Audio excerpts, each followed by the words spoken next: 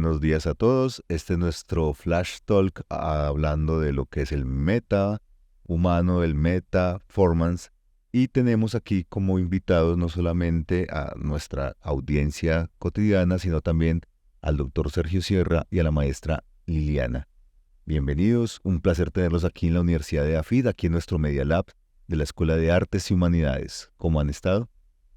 Pues muy bien, Alejandro, muchas gracias. Sergio, a secas, el doctor Ramos, muy contentos de estar acá haciendo un tránsito de un proyecto del que vamos a hablar que fue, digamos, como la puerta de entrada a nivel experimental con la creación y que creo que acá vamos a poder consolidar aspectos muy interesantes de ese proceso que ya iniciamos. Sí, en realidad muy contentos de volvernos a encontrar y sobre todo de darle continuidad a un trabajo que si bien es cierto tuvo un desarrollo, ese mismo desarrollo nos reclama seguir indagando y profundizando en este camino tan hermoso que ha sido las artes escénicas puestas en cuestión y puestas en relación con la animación y con estos nuevos medios. Es una experiencia maravillosa. Creo que eso es importante tenerlo en cuenta, el asunto del concepto del metaformas, no solamente como una propuesta tecnológica, sino como un trabajo interdisciplinar entre lo que son las disciplinas como el teatro, el diseño, la animación, la cinematografía. Vamos a poner un avance, vamos a iniciar con el metaformas que presentamos dentro del Festival de la Imagen y nos vamos a ir hablando un poco alrededor del tema respecto a lo que fue el desarrollo como tal, ¿les parece? Claro que sí.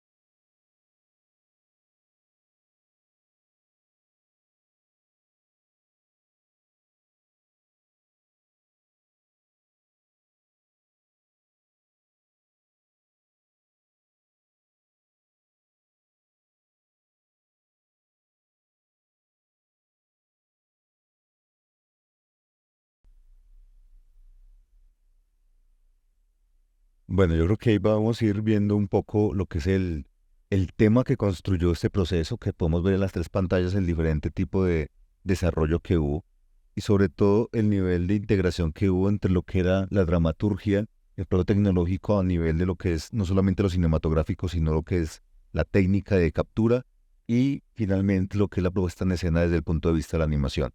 Eh, Creo que es muy importante hablar no solamente desde el punto de vista de lo que es el resultado, que es obviamente una forma de darle vida a esto de manera práctica, pero también es importante darle a conocer a nuestra audiencia qué está pasando en términos prácticos de todo el proceso, qué implicó, por ejemplo, para ustedes desde el punto de vista de las artes escénicas, integrarse a este proceso y entender que iba a estar en un ambiente totalmente digitalizado, una propuesta desde el punto de vista de lo corporal. Ujú. ¿Qué implicó para ustedes ese proceso? Bueno, yo voy a hablar un poco de la construcción de los personajes, porque aquí vemos que hay dos lógicas en la creación de esos personajes y que creo que es parte muy interesante también de la propuesta y es poder colocar en un mismo escenario, en este caso en un escenario virtual, dos lenguajes que aparentemente son antagónicos en la creación de personajes. Uno es el lenguaje de las acciones extracotidianas que se basan en partituras de movimiento que no tienen que ver con lo convencional y que básicamente son la línea de las acciones que desarrolla el personaje que interpreta Liliana, que es el personaje de Betsabe, que sería el personaje central. Y hay otra línea de los personajes que son todos los personajes que están orbitando alrededor de Betsabe, que tienen un comportamiento más cotidiano y más realista, pero que en el momento de llevarlo ya al laboratorio de captura también cambia, digamos, la técnica de la actuación, porque estos personajes realistas, naturalistas, tienen unos comportamientos que tratan de acercarlo a lo que pasa en la vida cotidiana. Sin embargo, cuando acá el traje, los sensores, las cámaras, el audio y el mismo ambiente del laboratorio se integran, hace que esa actuación, por más naturalista o realista que trate de ser, se va a ver modificada. Y se ve modificada por la interacción de dos aspectos principales. Uno, el tema de los gestos, y el otro, el tema de los volúmenes. Con el tema de los gestos, una cosa bastante compleja, al menos para mí, que había preparado sus personajes de una forma más realista, y era que había que llegar a la exageración. Entonces hay ejemplos, por ejemplo, digamos, anudarse la corbata o hacerse la señal de la cruz. Se necesitaba alejar el cuerpo, se necesitaba alejar los gestos de la mano del cuerpo para poder que las cámaras captaran la acción, o quizás también una parte muy compleja era que hay personajes que tenían unos volúmenes diferentes a los que mi cuerpo tiene. Entonces, para hacerlos de esa manera había que modificar también la forma en la que estaba la posición de los brazos. Y eso implica como un trabajo que desliga un poco lo que sería la concentración en el personaje, por un lado, y la concentración en los aspectos técnicos. Claro, porque implica tener que tener en cuenta el tema de una corporeidad que no existe en un ambiente virtual que puede verse intervenido y que puede generar una serie de intersecciones y de cruces físicos del personaje que no están dados en la parte física y que obviamente pues eso se va a terminar viendo en la puesta en escena. Sí. Y ahora, aquí tenemos un personaje muy importante que es Betsabe. Betsabe es una líder sindical que vivió aquí en Medellín a principios del siglo XX. Sí. Es quizás la primer líder sindical que existe en Colombia registrada, obviamente, y que luchó por unas condiciones claras de igualdad de género, pero aparte de eso logró un resultado, Claro. ¿cierto? Que fue un proceso. ¿Qué implica el tener que abordar a un personaje como este con la información que se tiene? ¿Qué fue el proceso y cómo fue ese proceso para poder llegar a construir a Betsabe? Claro. Pues mira, yo creo que aquí hay una cosa y es como de dónde partimos con la investigación, ¿cierto? Y que la investigación partió desde una pregunta de vamos a trabajar sobre personajes que están ocultos en la historia de Colombia, personajes que no se les ha iluminado o puesto la lupa porque han quedado perdidos, ya sea porque la misma historia se los engulle, ¿cierto? Y queríamos era buscar cómo iluminar personajes en la historia de Colombia que pudiéramos sacar a flote, ¿cierto? Cuando aparece Betsabe, pues decimos, esta puede ser, y una cosa importantísima en esta investigación es que esta investigación fue inspirada en la creación colectiva, no fue hecha la digamos, metodología que se hace la creación colectiva en el teatro, pero sí se inspiró en el hecho de que todos estuviéramos en una relación horizontal, donde la idea era cruzar nuestros saberes. Y cuando llegamos a Betsabe, pues dijimos, listo, esta es la persona. Y claro, acá empieza una pregunta muy seria porque es, ¿dónde están las fuentes de Betsabe? ¿Cierto? Si es un personaje perdido, ¿dónde agarramos las fuentes? Y paradójicamente la fuente fue tomada, la primera fuente de la ficción, porque Ángela Becerra tiene un libro, una novela que se llama Un día hoy, en donde se inspira en el personaje de Betsabe Espinal y hace una novela muy larga donde digamos que un 70% es ficcional porque ella se da las licencias para poner personajes anacrónicos y relacionarlos con épocas que no coinciden con la época de Betsabe, pero que al nosotros leerlas pudimos, digamos, que sacar a flote la verdadera historia, porque Ángela sí, en efecto, hizo una investigación muy seria de la historia de Betsabe Espinal, pero lo tomó como punto de inspiración y allí hizo un vuelo poético. Y ese vuelo poético que Ángela hace en Un día hoy nos llevó también a nosotros a encontrar como una textura del personaje donde podamos ver que digamos que un personaje que podría parecer acartonado, una sindicalista que estaba buscando, digamos, equidad y todo esto, empezamos a encontrarle esa humanidad que estaba allí y que Ángela en su libro nos la otorgó. Pero era necesario hacer otro tipo de indagaciones y entonces encontramos un material muy importante de Carlos Enrique Uribe y Janet Martínez, que es quienes logran rescatar todo el material publicitario de la época de Betsabe y hace una recuperación de crónicas y de noticias de la época, incluso en diarios que no solamente eran de Medellín, sino a nivel nacional, e incluso reseñas que se hicieron en Europa, porque estos ecos de esta huelga fueron hasta Europa, y estos autores se toman el trabajo de recuperar todo este material periodístico y lo ponen en 2 libros. Uno se llama Betsabe Espinal, la natural, y la otra se llama Betsabe Espinal, liderazgo fugaz. Y de allí, y entonces lo que hicimos, por lo menos en la inspiración para hacer el trabajo dramatúrgico, fue cruzar ese universo ficcional con ese universo tan realista como es la noticia. Y creo que eso hizo que el texto que nosotros finalmente trabajamos tuviera como ese doble carácter, ¿cierto? Una parte muy poética acerca desde la voz de Betsabe, porque ella habla desde la muerte en el guión que nosotros, pues que se elaboró, habla desde la muerte, pero hay una incursión de los personajes naturalistas que son los que están inspirados y extraídos desde la noticia. Claro, a mí me parece importante eso que estás aclarando y quiero preguntarle a Sergio desde la perspectiva de 2 cosas. Uno, primero desde la dramaturgia de la vivencia, ¿qué implicó para ti la reconstrucción de todo este proceso dentro de todo lo que se hizo? ¿Cuál fue el proceso? Y 2, desde el diseño de movimiento, ¿qué implicó para ti como actor empezar a prepararte para un campo que de pronto es nuevo, que es el concepto de la captura de movimiento para digitalizar? Porque una cosa es el teatro, la puesta en escena en vivo, y otra cosa es este concepto de tener que entrar a la captura de movimiento pensando en un postprocesamiento de la imagen y que lo preexpresivo entonces se ve mediado en este caso por otro tipo de tecnologías. ¿Qué implicó para ti esas 2 cosas? Bueno, en el tema de la dramaturgia en la vivencia fue muy interesante abordar el libro de Ángela Becerra porque ese concepto de dramaturgia en la vivencia yo lo venía ya trabajando con estudiantes del programa Artes Escénicas de la Universidad de Kansas a partir de la autorreferencialidad por sus vivencias en pandemia. Pero acá con el personaje de Betsabe se iluminó como una idea y era como trasladar la vivencia, ya no del concepto autorreferencial, sino al concepto de un personaje, en este caso literario, que se iba a volver la marcha. Y eso me dio la posibilidad de empezar a hacer un análisis poco ortodoxo de cuáles eran las acciones que habían sido fundamentales para Betsabe desde el inicio, desde el momento en el que nace hasta el momento en el que llega a la fábrica. No alcanzamos a desarrollar ya después lo que sucede en la fábrica, pero en ese sentido el trabajo de Liliana fue muy potente porque Liliana como dramaturga tuvo la posibilidad de tomar esos análisis iniciales de esa vivencia de Betsabe y hacer ya, digamos, como toda la construcción de la vivencia a lo largo de lo que finalmente termina siendo la presencia de Betsabe en el Metaformers. Los otros personajes, algunos tienen elementos de vivencia, por ejemplo el del vecino, que es el primero, está inspirado en mi abuelo. Ajá. Yo tomé la forma de caminar de él, la forma de hablar de él, lo recordaba cuando hablaba, y pues digamos que él es de acá, de Medellín, entonces como que era más fácil hacer toda la relación.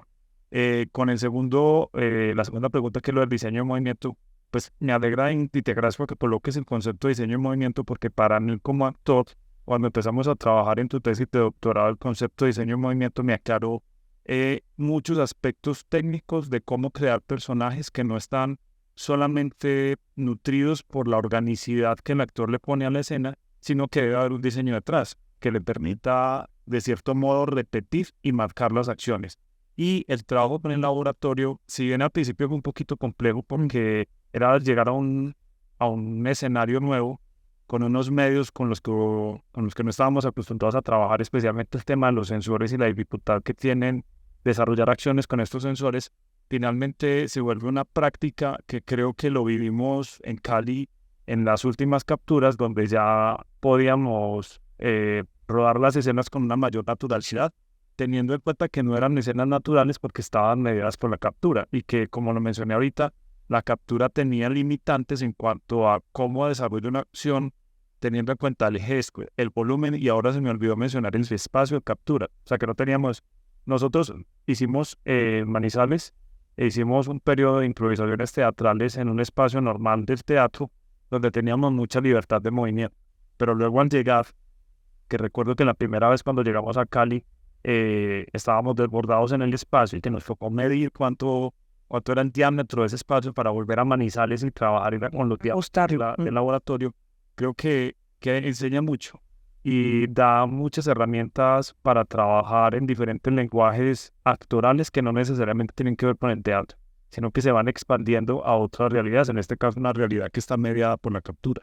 Claro, genial. Y a mí me parece importante algo que de pronto para la cotidianidad de los que estamos fuera de las artes escénicas y que suena muy raro, es el concepto de partitura y que implica una mediación bastante elaborada en estos términos, porque acabaste de abordar, Sergio, un tema que me parece muy importante y quiero preguntarle a Liliana al respecto, es el hecho de esa espacialidad virtualizada que ustedes construyen desde el teatro y las artes escénicas en una puesta en escena física, que ustedes pueden medir, que pueden calcular y que pueden vivenciar, pero que cuando se vio este tránsito entre lo remoto y el momento de la captura, ¿cómo fue este proceso de entender este concepto, primero, de partitura? ¿Qué implica una partitura en el teatro?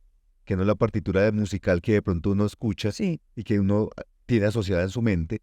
Y segundo, ¿cómo fue este proceso de construcción mental alrededor del espacio virtualizado de un espacio físico que iba mediado dentro de esa partitura? Claro, no, pues es que es increíble la cantidad de cambios que tuvimos que hacer, de adaptaciones que tuvimos que hacer del teatro al medio virtual.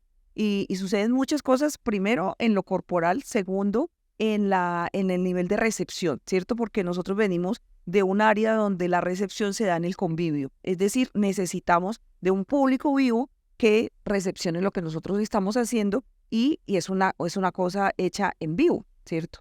Entonces, al llegar a un espacio donde obviamente no hay público, entonces uno dice, bueno, va a ser como parecido al cine o a la televisión, pero no se parece en nada ni al cine ni a la televisión, porque no es ni siquiera hacer una escena donde uno hace el tránsito de la actuación al cine o a la televisión, sino que hay una mediación increíble que es que el cuerpo de uno está prestado a otro que no es uno, ¿sí? Sino que lo que queda de remanente en ese otro, que es la animación, es la energía.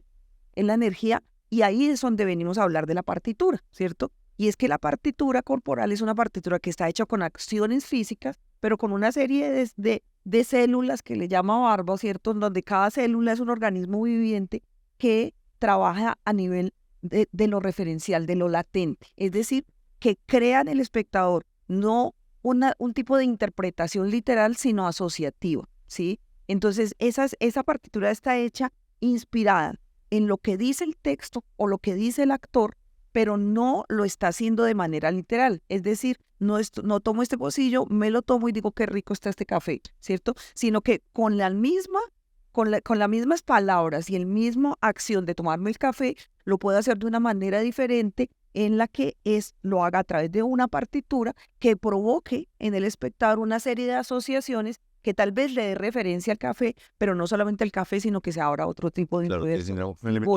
simbólico, ¿cierto? Entonces, en lograr que, nosotros cuando hacemos eso en el teatro, pues lo hacemos desde nuestra corporalidad, ¿cierto? O sea, es yo, Liliana, actuando, pero cuando yo me doy cuenta que esto lo hago hacia un personaje que está en la virtualidad y que ni siquiera conozco lo que nosotros llamamos escenografía, el espacio, ¿cierto? El espacio apenas está referenciado. Ustedes nos decían, aquí va a haber una ventana, aquí va a haber una animación de un bosque, pero nosotros ni sentimos el bosque, ni vemos la ventana, absolutamente nada. Entonces, ¿de dónde como uno, desde las artes escénicas como actor, desde dónde se agarra? Pues de la energía, ¿cierto? Porque eso es lo único que va a permanecer en la animación, ¿cierto? Y eso es lo que hablábamos ayer, y la diferencia entre una animación por captura a una animación tradicional, ¿cierto? Porque tras de ello hay un actor que tiene una energía especial, que lo que nosotros pretendemos con esta investigación es que ese tipo de trabajo no se pierda, sino que lo que haga es enriquecer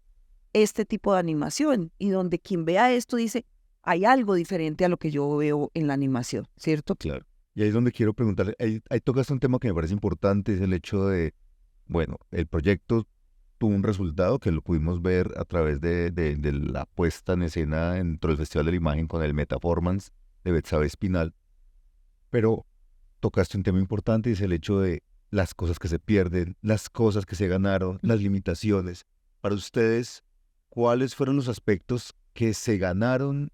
¿Qué aspectos hubo de limitaciones y qué aspectos se perdieron? Es decir, obviamente aquí hubo una apuesta que era exploratoria, era una investigación, sigue siendo una investigación y nos detona para el proyecto que está en este momento arrancando y que nos permite proyectarnos a lo que vamos a ver más adelante, que es el concepto de metahumanos. Pero en el punto en el que estaba Betsabe cuando lo presentamos, para ustedes como actores, como este cruce que hubo entre disciplinas, ¿qué se ganó, qué se perdió, qué puso limitaciones y qué puso de potencia para ustedes en el proceso? Bueno, yo particularmente tuve como varios momentos durante el proceso. El primero fue que llevaba mucho tiempo sin trabajar como actor. Entonces fue como volver a recuperar ese entrenamiento y esa práctica que, como lo mencioné ahorita, cuando lo hacíamos en las improvisaciones teatrales fue volver a algo conocido. Claro. Dije, bueno, sí, yo esto una vez lo hice y ahora vuelvo y lo retomo. Pero ya cuando llegamos al espacio del laboratorio era algo que era absolutamente desconocido y que implicaba unos límites que muchas veces restringían que la creatividad en lo que había trabajado en la escena teatral o en la improvisación teatral pudiera explotar, porque era la liviana de la energía. Siento que al principio limitaba muchísimo y había unas complejidades que implicaba el término de la imaginación, de imaginar los objetos de la escenografía, por ejemplo, en este caso, digamos la escena del dueño de la fábrica que está sentado con las manos en el escritorio, ¿cierto? Claro. Para mí ese fue muy complejo porque, no sé si recuerdan que El volumen. vamos a marcar la altura de la mesa. Y si bien eso en el teatro también puede suceder con el trabajo del objeto imaginario, no tiene que ser tan preciso. Exacto. La cámara que lo esté mediando. Acá tenía que ser preciso para que la mano quedara donde era. Creo que ese aspecto de la técnica tan depurada en relación con la mediación de las cámaras, para mí fue lo más difícil. Ya hubo, y ahí hay que mencionar un asunto que creo que fue una facilidad, que lo descubrimos en las improvisaciones y fue grabar los textos con voz en off. Uy, sí. Porque eso nos permitió tener un tiempo en el cual nosotros sabíamos que navegábamos sobre ese tiempo y que las acciones no se iban a ir más allá de ese tiempo. Entonces, hubo unas restricciones, pero también unas facilidades. Cuando aparece la voz en off, ya es más fácil que uno se concentre en marcar las acciones. Claro, como una especie de timing. Sí, sí. Como que fueron esas. Y el tema de los gestos para mí fue muy complejo porque incluso viendo ya la realización final, siento que los gestos, por más que trataran de amplificarse, no lograban concretarse en una acción definida tal cual nosotros pensábamos que estaba saliendo. Claro.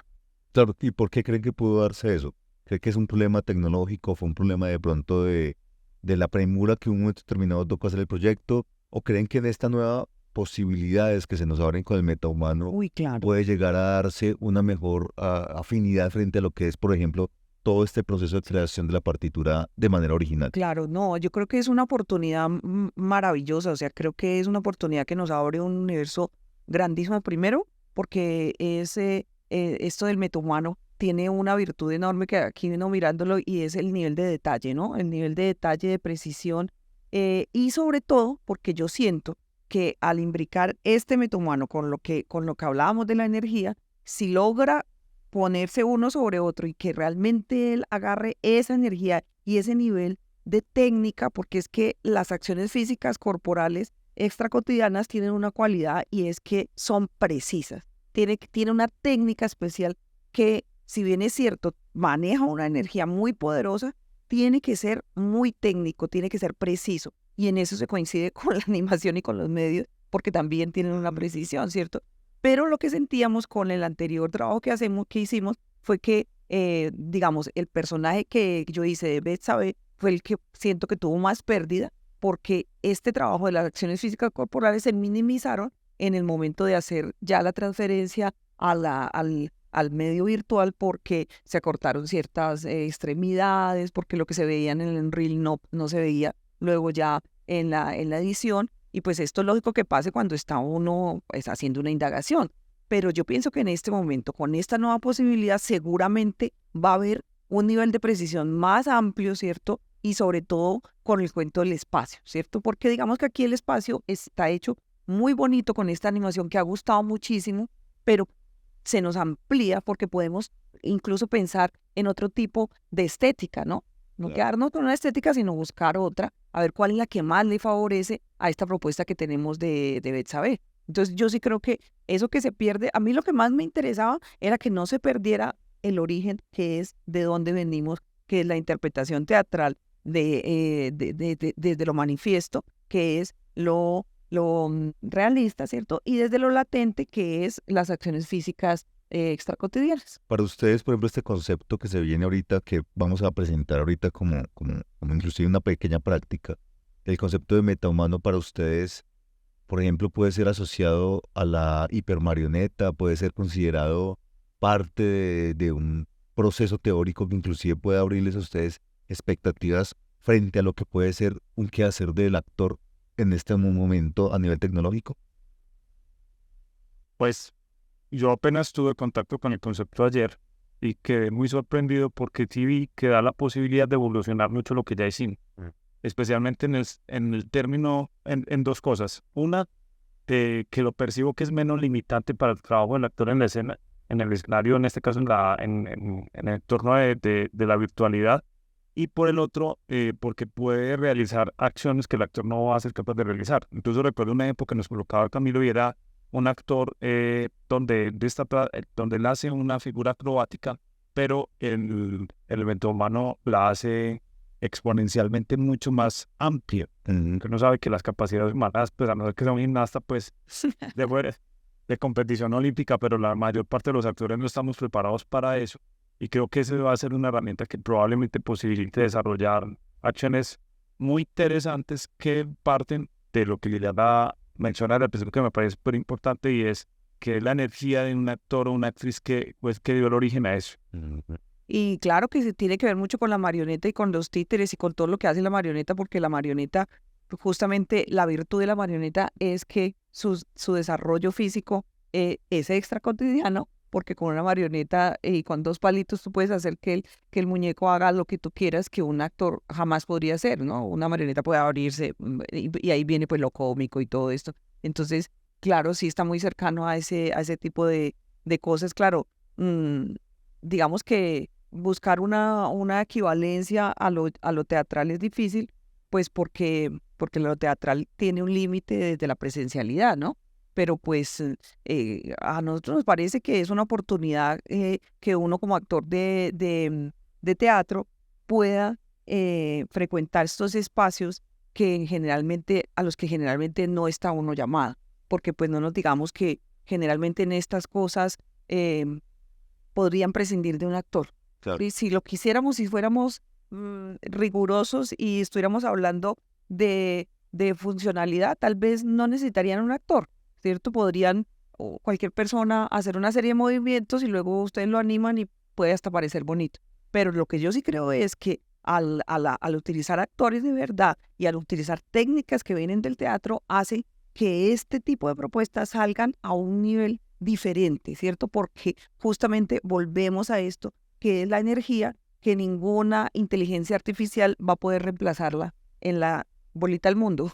Claro. Porque eso solamente pertenece a los humanos y porque la energía es una energía, es algo que es humano, ¿cierto? Y que está mediado por la técnica, por el conocimiento, por el rigor, por un montón de cosas, que es lo que los actores y las actrices manejamos, pero no manejamos porque nacimos con eso, sino porque lo frecuentamos y lo desarrollamos. Entonces creo que el encontrar esta imbricación es una oportunidad maravillosa y pues creo que es una oportunidad para la animación y para nosotros entrar en otros medios que no se frecuentan normalmente. No es demonizar el concepto de esa integración. No. Como ha pasado que de pronto, pues claro, hay cuestionamientos desde lo ético, desde lo que es la parte profesional de decir, vamos a replicar un actor al que le grabamos el rostro y simplemente lo ponemos a caminar y ya no le vamos a pagar, Exacto. sino que es tratar de encontrar eso, esa esencia que no va a Sí. encontrarse en ningún otro momento, que es esa naturalidad, ¿cierto? Esa energía que no se puede ofrecer a través de simplemente un algoritmo, ¿cierto? Que creo que eso es lo valioso Sí, señor. de retomar esto Sí, señor. y de encontrar lo mejor de ambos mundos, ¿cierto? Sí,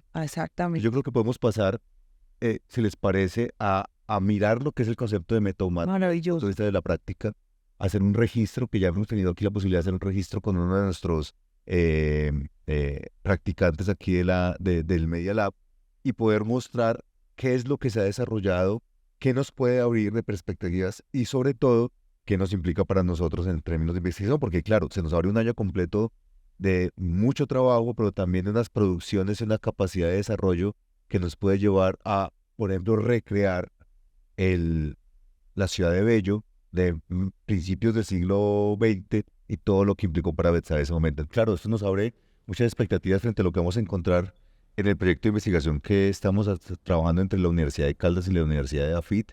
Nos abre una perspectiva enorme frente a lo que va a ser el proyecto de dramaturgia del actor y nos abre nuevas perspectivas frente también a las posibilidades que se abren tanto para el campo disciplinario del teatro como de la animación y el diseño interactivo.